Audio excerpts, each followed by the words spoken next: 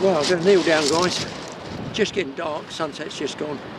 About 40 minutes before the sun goes down. Hands are cold. I've come back to where I fished before, exactly in the same spot, which was covered in weed, and it was blowing westerly. Now the wind has gone northwesterly, that's slightly off the land, and there's not a trace of weed on the beach. That's within 2 to 3 days. I don't see what's changed, except the tides are later. This is about the only time I'm going to drive all this way and have a bit of night tide. I guess I'm going to fish 5-ish. It's just gone 4 now, it's about past 4. Fish 5 till 9, it's about 9's high water, an hour or so down and then clear off.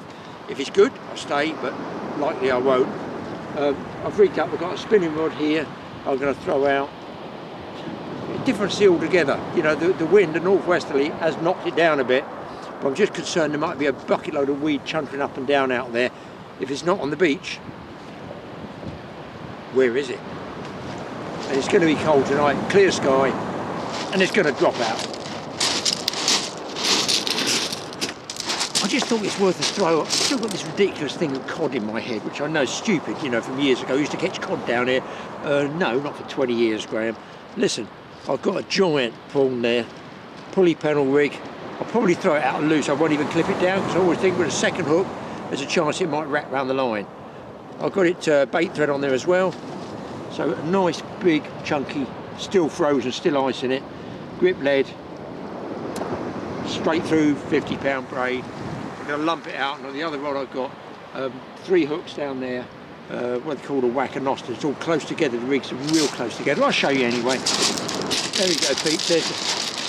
There's the rig. You can maybe see, look, 1 hook, 2 hook, 3 hook, then the lead right here. See, it's like a washing line. Very, very close together. And I think I just done okay with it. I've got ragworm on this one, big grip lead.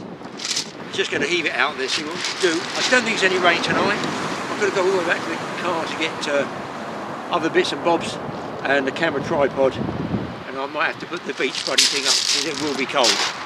Let's get these out anyway, and at least there's something in the water. There's been quite a bit of current coming down here. You can see the way it sucked all the sand back after the big storms. So I guess about here, you can see it swirling around there. Probably going to be a bit of current running. There's a residual wave coming in out there. You might or might not see there's one coming in there now. If I just zoom in on it, hopefully it's not going to be full of weed and clog up my line. There's a big bank there. I might actually make that base camp over there, to be honest, and put my beach shelter up. Do you know what? I think I will. Normally I don't fish the middle of the beach, but I think I will there.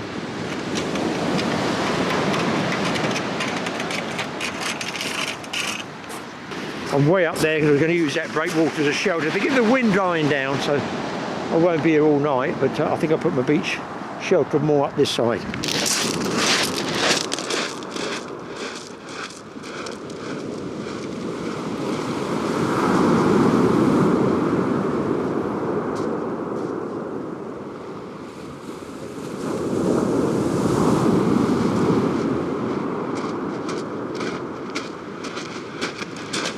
And walking right back up, and you can see this bank in the middle sort of splits. Let's get that up in the shot, because it's hard to film and do all this one-handed. Tighten up. So that's the sort of big fish or nothing bait there. All right, let's get the other one out.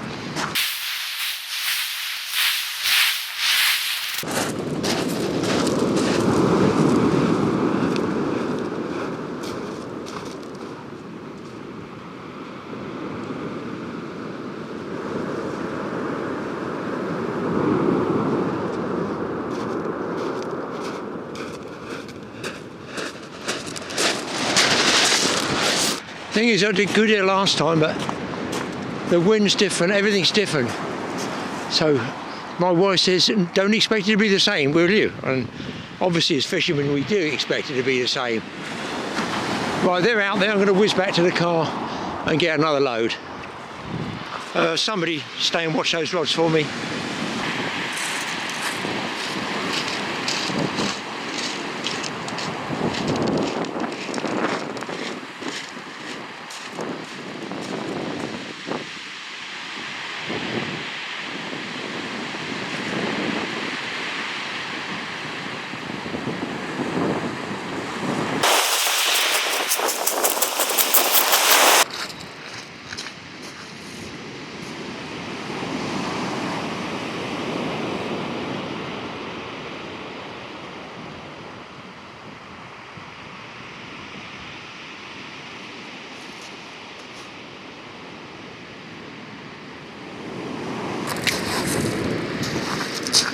fish on, boys. Pretty sure anyway.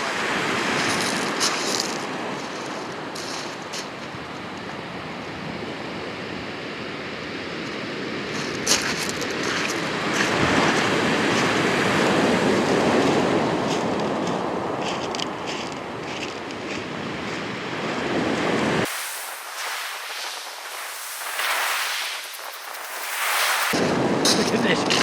I put a small bait out, put a big bait out for bigger fish. Just tip that up for you a second. I got all the panic then. Well, that didn't take long. A nice dogfish, he's taken a small hook, but tied himself in a knot and hooked himself again. So, what a start. And he's just nicked on the edge, and he had 2 or 3 goes at it. Hooks off. Let's get this guy back. He's just scraped me, naughty little chappy. But dogfish is not going to be on the menu tonight. Still, pleased with that one. Let's heave it back. It's weird, isn't it? You put a big bait out, put a whole prawn out for something like a dogfish, a cod, or bass, anything big. Or even a dogfish flapper, and then on the small single worm, dogfish. Listen, hey people, I will take it happily. Early in the tide, brilliant. I had a bite on that other one up there too.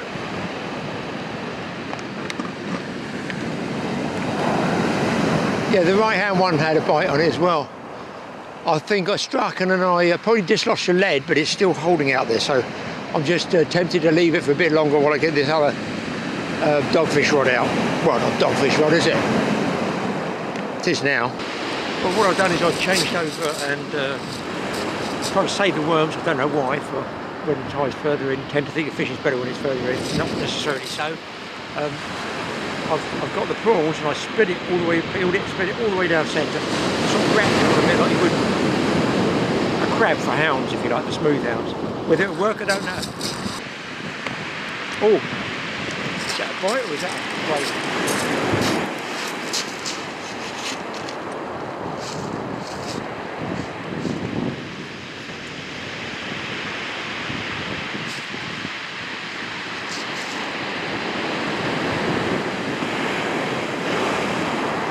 That's a bite, guys.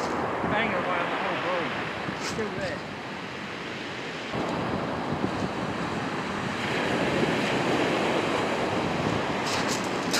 Bring the camera down for you, you might be able to see it if it does go again. 100% it was a bite. I can feel the fish bang there. Look. He just won't hook up.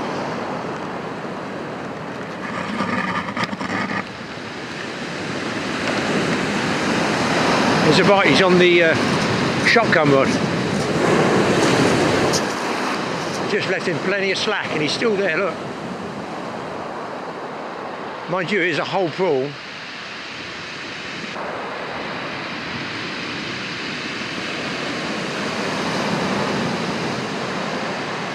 Bite on, I think, the left-hand top rod as well. There's the bite, he just cannot quite get hold of it. I might have masked the hooks, I think that's what I've done. Maybe I should use half a prawn.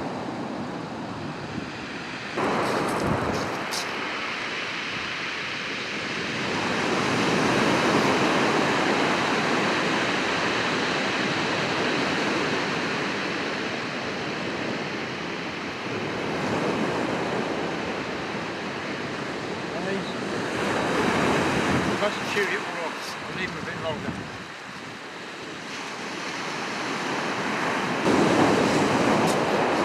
I guess it could be small fish as well, but I don't feel it's a bass or anything like that. I think it might be a dogfish.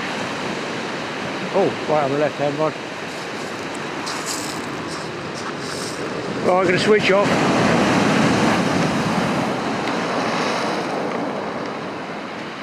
Switch off until such time as I actually hook something. He's still banging away at it. There can't be much prawn left on there. He's just got to get hold of one of the hooks.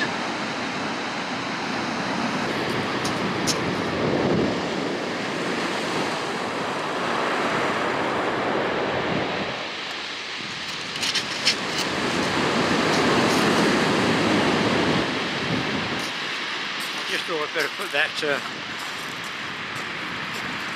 tripod holder up in case something big crashes into one of the baits. Just going to check the spinning rod out.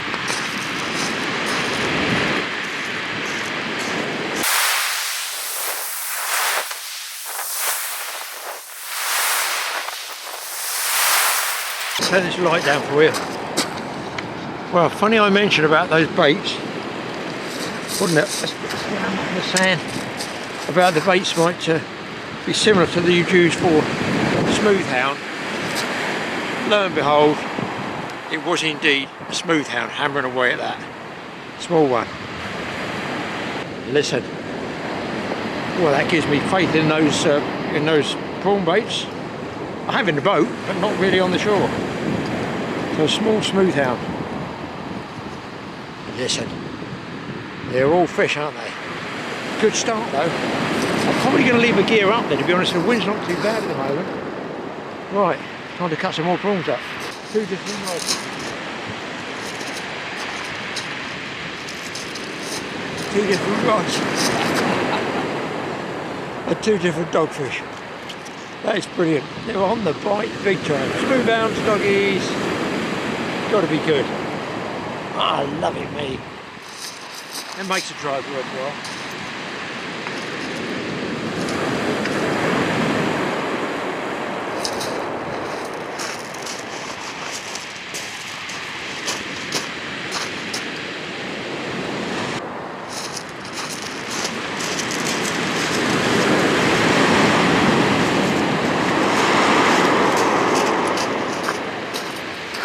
You know what else I like? Let's take that down.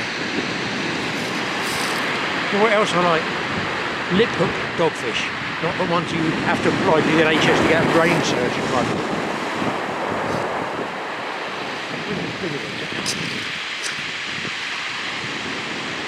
I'm hopeful for this prawn coming up. The reason I picked this little spit I've mentioned before is a big curve in the shingle here. You can see it out there. Maybe if I go down. It's like a little spit of shingle, so if a big wave comes in, it's going to push up this side, and it's going to push up in this side where it's flatter. That's my theory for keeping wet feet away from me tonight. It may or may not work. You can see it's only come up to here on the shingle bank. It's coming up further over that side. And of course I keep the rods higher as well. So far, no wind, but the bites appear to have gone off a bit now, so it might be a different stage of tide.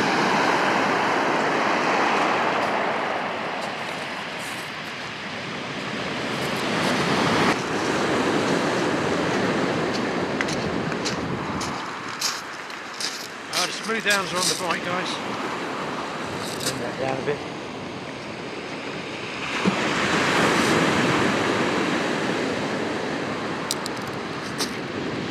Smooth out again.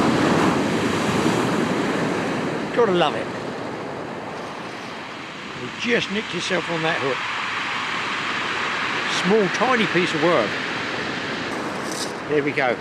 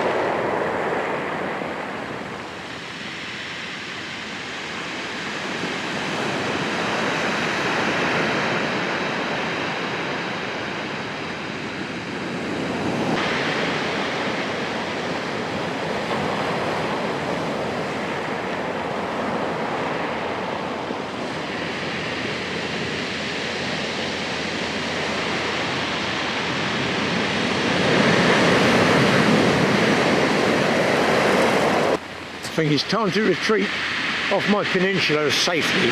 It might not be safe for too much longer.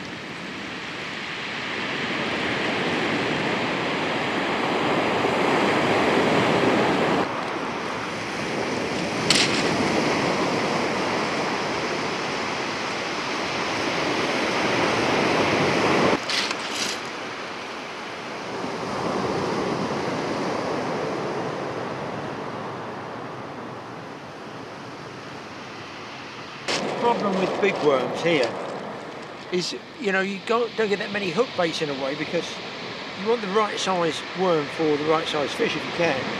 And if you've got a big worm, you either put it all on the hook and then run out, or you have to snap them in half, which sometimes isn't a bad way of doing it, because you've got the juice coming out of the worm. But I'd sooner have them all of an even size and not really have these big ones, to be honest. I'm going to try and eke these out if I can, together with the old prawns out there. And the other thing,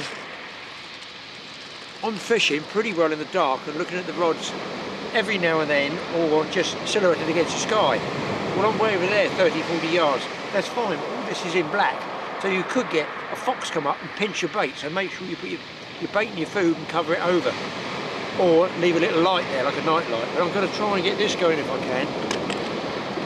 Hasn't been going for years. I think last time I used this was with Mike.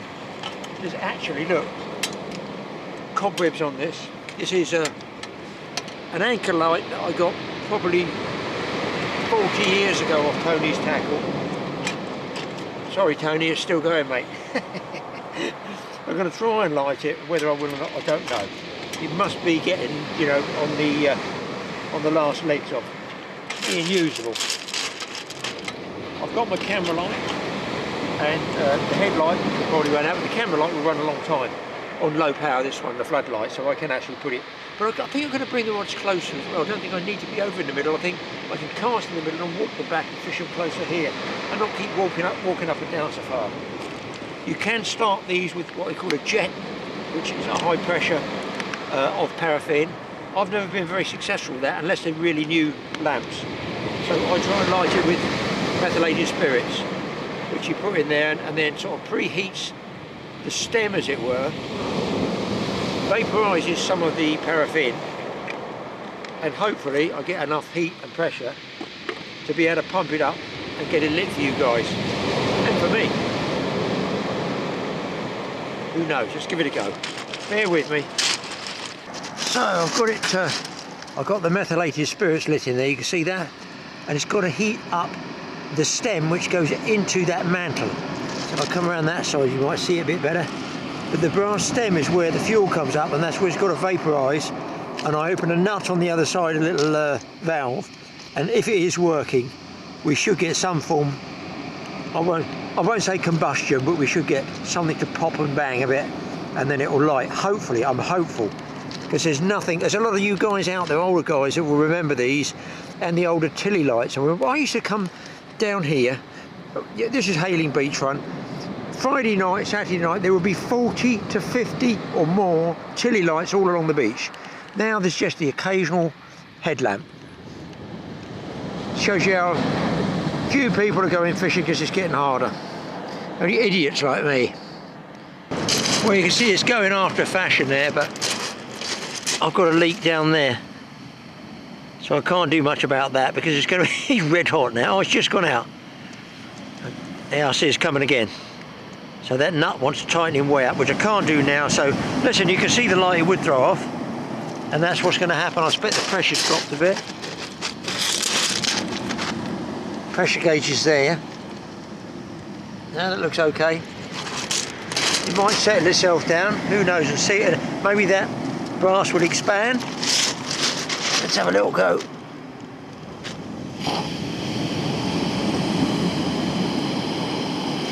Right, now we have light. Maybe that's expanded with the heat and sealed it off. So I can probably put that up here and then bring the rods closer. But you can cook pies on the top of this. You can get a tin tray and put pies and stuff on there. Now how long that's going to last, I have no idea. It's like easy 40 years old, I would think. I've replaced the bits and pieces several times. A gentleman in Norfolk used to keep the spares, but I guess he probably doesn't keep them now. It's just a really different comforting light than a head torch. Go way back, look. And you can get those, I don't know what candle power that is, I think the average used to be about 300. If I shoot it from up here, move the body, can you see the totally different light? You know, if I use, now can you see the floodlight? There's the floodlight. If I kill the floodlight, just try and remember that colour as I come round. It's just a totally different light that it spreads.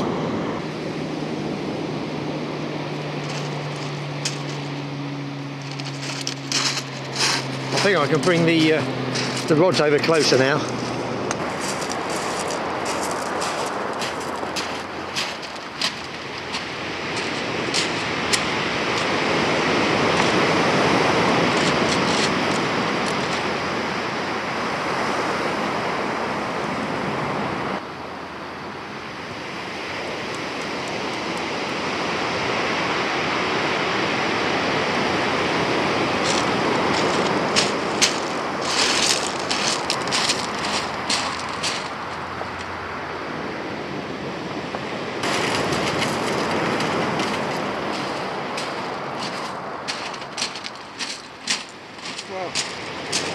Let's turn this monitor around. As if to christen the light from that lamp. Here's a nice little bass. Only a little checker bass, a bit bigger than the checker I suppose. But look, now see the colours are in there. Now watch me turn the floodlight off. It's more of a sort of golden glow. Can you see that? Here on this side of the lens. You won't see the fish like that obviously, but it's a much different light. It's not bad, is it, for the old boy to be out on the beach catching bass, smoothhounds and dogfish, and nobody else is out here. What's up with everybody?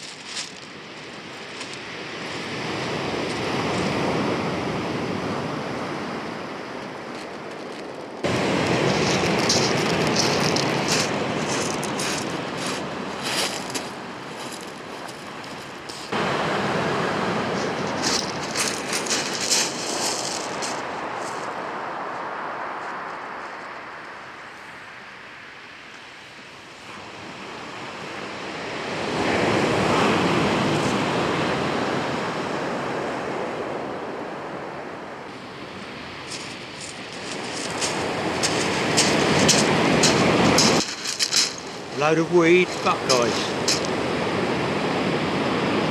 Another bass. Bit bigger this one. It's a bit better fish altogether. Wow. What a trip. I've not even got through half a packet of Doritos yet. All I need to complete the set. Yes, a cod. Fresh baits. Let's turn that around. Fresh baits, listen. Another nice bass. Wowee. This is turning into some session, people. That's that lucky light I've got over there. Big waves are giving me a few problems now, people. They're twanging the line and moving the bumping the lead. Oh, there's a bite, look at that one. Bumping the leads out. That was a real rod rattler on that right hand one. Probably another small bass. There's one on the left. Look, look, look, look, look, look, look, look, look, look, look.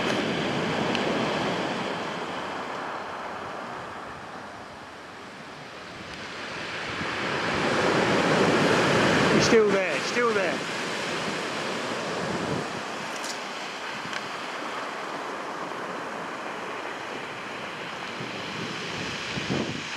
Not getting anything on the prawns.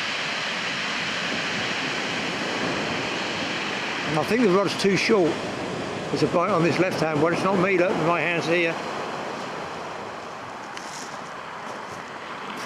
While they're chewing those baits down to size they can get in their mouth, I just want to show you how much light is thrown out by this anchor light. So I'll turn my floodlight off.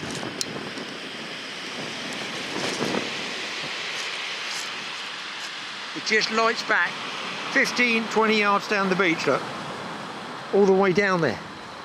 It's just a big arc of light all the way round. Look how far I can walk back, how far that light covers. I think it's a 300 candle power, that one. tell you why it's a 300 candle power bite on that rod. He's on, surely.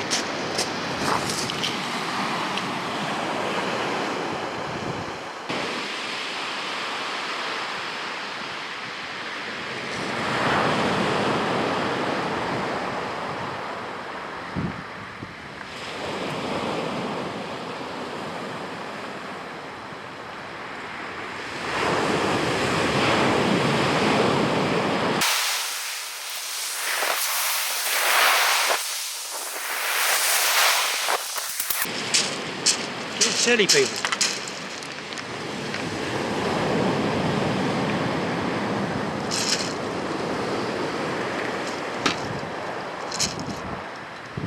Look at these, it's getting silly. Water on the lens.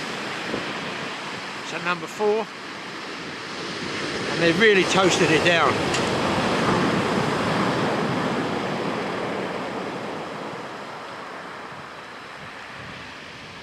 Wow, I can't get baits out quick enough. I'm not going to last. These baits won't last me till 9.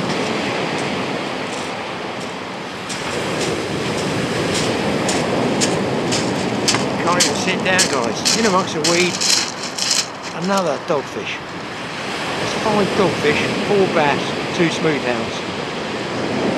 Maybe half a dozen casts left. What a session. Ah, I'm exhausted. I still got a packet of Doritos, about 4 Doritos. It's ridiculous. It's getting a bit sketchy now, people, because the only for moving the gear, there's some real big waves coming now. It's getting towards high water, so I'm going to, just for safety's sake, move my gear up there. I'll pick up there. It just takes one good one, and everything. I won't get washed away, but everything's soaking wet. So, a little tip before I finish on buying Doritos. Be careful when you put your rods down if you're using a pressure lamp like that, because they're very, very, very hot. And if your line just touches it, it's going pink, it's gone. So use the light, but keep away from the heat with your rod, your line, that sort of thing. Obviously don't screw around with the top, messing about, because you're going to get burnt. But if you want to heat pies up on it, wrap them in tin foil. It's another box. I can't even eat these, rattling away. The big waves are dislodging my griplets now, that's the only problem. That means I get a belly of line falling more into the wave crashing area, which is where the weed's getting turned over. It sinks my line, it gets buried, I get snagged if I don't watch it, lose all my gear. I figure I'll be lucky to have an hour's bait left. The spinning rod I've just thrown out on the other side of the breakwater with a big prawn on.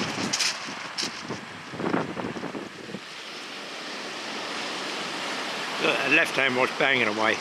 Now I've got a feeling that's dislodged. I'm going to say it's dislodged the lead, and the line's being in the waves. Yeah, slack. The waves are too big for the rigs I'm using, for the weights. I need what's called a wired grip lead that doesn't break free. They look like bites, but they're not, they're the waves. I might be not fishing as long as I think I was going to fish. This one I don't seem to be getting too many bites on, but I thought it might get tangled with the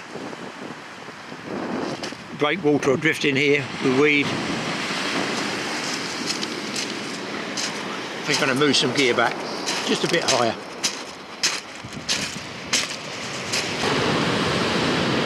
People, the lamp's gone out. I pumped the pressure up as much as I could to about, I suppose, 2 bar. It completely blew the mantle off. So it's done. It was jetting flames everywhere. So I depressurised it, got it cooled off, and then go in the box ready to go back. But I've got to go back to the totally awesome hospital and be mended, because I really enjoyed using that tonight. But now I'm down for this one, the camera light, my head tool. The amount of worms I've got, the camera light's definitely going to work. Just slowed up a bit, but I'm trying to save a few big worms towards the top of the tide for some obscure reason all sea fishermen have. Corona. Halfway through the sandwich, people. Another small hound. What do you mean? There's been some seriously good fishing tonight for me.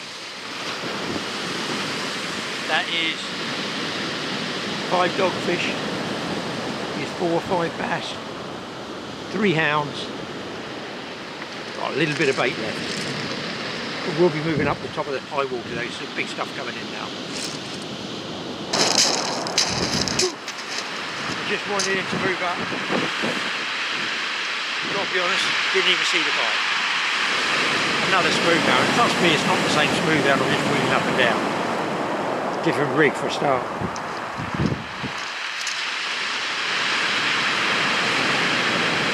I think we'll have to start piling the baits. In fact, he's got 2 hooks. How hungry are they feeding tonight? He's taken both baits.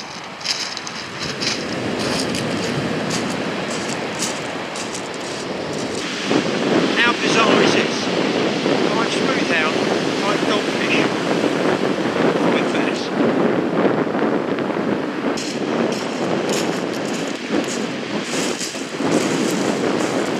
Small one this time, guys. That's 6 bass. 6, 5 and 5.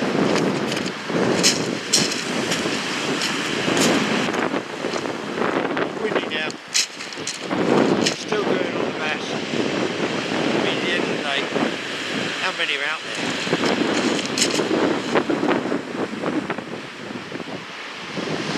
Great tip. So thanks for watching the Totally Awesome Fishing Show. If you can hear us, and we'll see you in the next one. I hope it's even half as productive on the beach as this one was.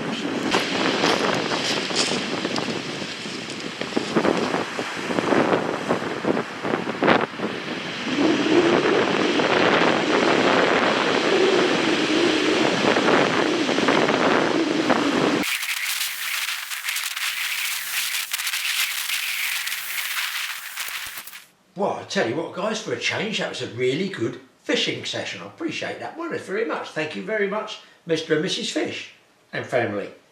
Now then, I'm sure this has crossed your mind quite a few times.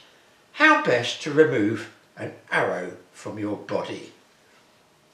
Think back to something like the 1400s when there were no bullets and guns and it was bows and arrows. Not a very nice way, is it? Here's the doctor, and trust me, he's not on the NHS. This is how they got arrows out years ago.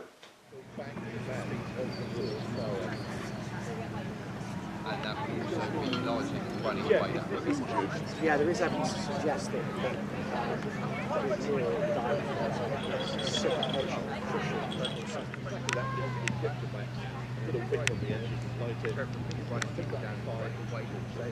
have a little manipulation, and if it's in the arm or the leg and I can feel the arrowhead and it isn't up against the bone, then that's fine. I know what to do. I'm going to use that. It's called a pusher, and that will go into the hole where the arrow shaft went, which will then go into the socket of the arrow. I'm going to hit it with a hammer and it's going to come out the other side. Oh dear. Now, depending on how much you paid me, then depends on how it goes after that. If you paid me an awful lot of money, and are quite rich, I will use a nice little scalpel blade, which will be fairly clean, and I'll make a small incision in the wound, open the wound up, so I can try and see where the arrowhead is. If it's a barbed point like this, this can never go through. This always has to come out. If you push that through, these are razor sharp, I'm going to do more damage. This will always have to come out, whatever the option. So if it is one of those, I'm going to get 2 goose feathers with the ends cut off. One will go over there, one will go over there, and then with a pair of pliers, I'm just going to pull that out. Now, obviously, first I've got to find the arrowhead, and if I haven't got much time, or it's a battle situation and a lot of patients waiting, I'm just going to grab the first knife I find, I'm going to make a large incision, and I'm going to get a retractor, something like that, which will literally just pull the flesh back so I can try and find the wound. It gets worse, so don't worry. I may drop that into the arrow hole, and that will literally rip the flesh apart. I'm going to do more damage trying to find the arrowhead than the arrow did when it first went in. So once I found it, I can then get it out. So if that's the arrowhead that's in there, I've made a dirty great big wound somewhere, I'm going to go in and get it, and I'm going to use those. And that will go into the hole, cut around the arrowhead, and put it out. And that works for a bodkin point like that, and also works for broadhead, is exactly the same way, in, cup, and pulls out. That's fairly simple. Problem starts when the patient isn't just a normal layman and your patient is the future King of England. If it's that, then I have to be a lot more careful, and I can't use any of these fairly gruesome tools. It takes us to 1403, the Battle of Shrewsbury. This is Prince Hal, who is 15 years of age. It was his first battle. He's having a great afternoon, he's really excited, lifts his visor up, gets an arrow right in the face. He's taken to Kenilworth Castle, where the doctor there tries to extract the arrow. He pulls it out, shaft comes out and stays in, which is a bit of a problem. Can't use these tools, so John Bradmore, an eminent surgeon and also a drunkard in the card shop, is summoned from London. He draws the plans up for this. It's called a Bradmore extractor. Piece of sprung steel, these tines touch at the end. When you insert this screw at the middle, it opens those tines up just a few millimetres, just enough so the tines will catch on the inside of the socket of an arrow. So while that's being built by the blacksmith, Bradmore needs to get the facial wound open so he can see in there and see what type of arrowhead it is. Because he can't use any of these tools, he uses this. This is called a tent. And there's just a piece of wood with some linen wrapped around it, which has been dipped in a mixture of wine, honey and rose water. That gets dropped into the prince's face. It soaks up some of the blood and some of the pus, also helps to disinfect the wound. Every time he drops this in, he wraps some more layers of cloth around it. So after 3 days, it's a large band, or large selection? What's the word looking for? It's been a long day. Bunch. It's a big thing, there you go. And it's opened the hole up so it's a decent sized hole so Bradmore can see in. Then this turns up from the blacksmith. It's been carefully cleaned. That would go into the prince's face while he was wide awake, and down into his skull, into the socket. That followed it in. Couple of turns to screw it tightly in place, and then when it came out, it had the arrowhead on the end of it. So then while the prince was recovering from the ordeal, this happened in reverse. He kept going into the prince's face, it took layers of cloth off of it, so it started to heal from the inside, and the wound was made smaller. Every painting of a king is always done full frontal or full face, except Henry V. Because obviously he recovered and became Henry V. Every king had a full face painting except Henry V. His was only done from this side, because of the damage that was done to his face from the arrow hitting. But then the 1400s, arrows and bows were on the way out, and they were being replaced by guns. And guns use lead shot like that. It's a lead shot ball. Again, tools are very simple. You shot one of those, that would go in and sort of scoop the ball out. And then they updated that tool with that one. That would go in and cup around the ball and pull the ball out. The only problem you get with that, well look, if it's a flesh wound, that's fine, it'll come out easily. If, however, it hits a bone, you've got a serious problem, because although it's only a soft lead, that'd be a hunting arrow. That will hit a bone, and the bone will shatter, and that will, what they call pancake, flatten out. But the more important, the bone is shattered. They had no concept at the time of splinting bones, so even if you've been hit just there on the wrist, the only cure, unfortunately, is you're going to have to go in with a knife like that, and that will go round the skin and cut through the skin. I'm busy, thank you, we're done in a minute, bless you, bless you, bless you. And then that saw will go in and that will cut through the bone. And then you just rub the flesh over and cauterize the wound. The moral of the story is don't get hit by an arrow. That's good, thank you very much for that. Any questions? Where's the sick bag? So? Where's the sick bag? Oh, well, there you are. Yeah. Oh dear me, that was something else, wasn't it? And listen, we worry about getting a flu jab. Come on, what went on back there? Anyway, let's get on to something more in modern times. Don't say it. A chip off the old block. Check out this mobile sawmill that I found on one of the Surrey shows I went to. It's pretty interesting.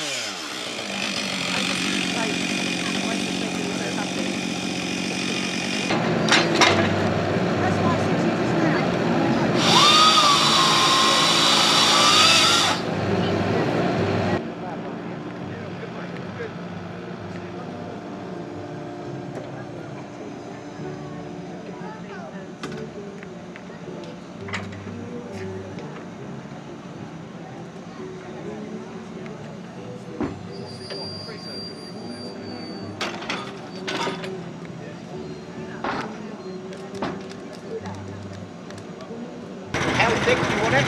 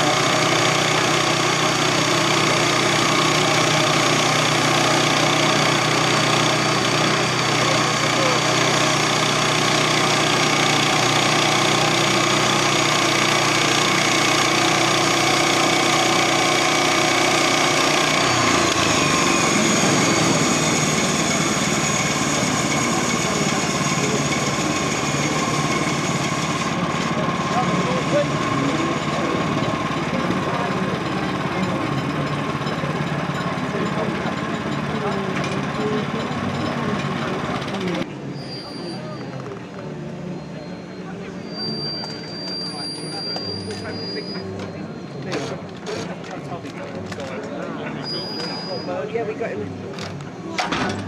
Sugar. And what's that called? Grabber.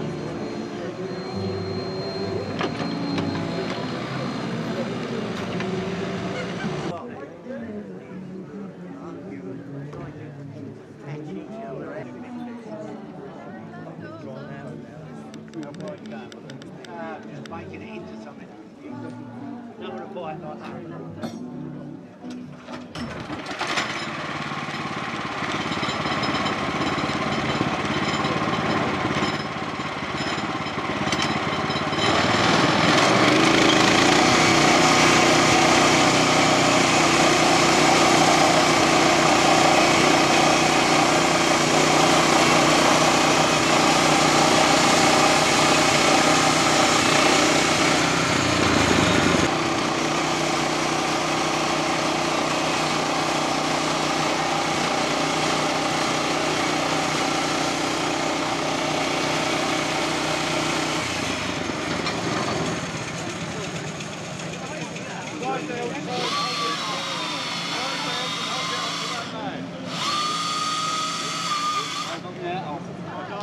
Well, there you go. Thanks for watching this little episode of the Totally Awesome Fishing Show. Don't forget to watch TA Outdoors. And Mike did tell me, Dad, tell them it's coming up Christmas. If you want to support us, TA Fishing, all the merch and stuff. I don't have anything to do with that. Mike does it all. Go over to TA Official, I think it's called, the TA Official website. There might be stuff there you want. If you want to support us, great. Listen, you know me. If you don't want to support us, no problem at all. I will still be making the films. I've got to tell you, I've got over 40 films already backed up for 2025. One a week. I can sit back, relax and edit. No, I've still got to go fishing. I'm fancying going after this storm that's coming and try maybe a cod off the beach. We'll see you people next time. Hope you enjoy this one. Let us know in the comments if you like those little mishmash ones. I've got stacks. I can put them on the end of a fishing film. It's something else to watch. We'll see you next time.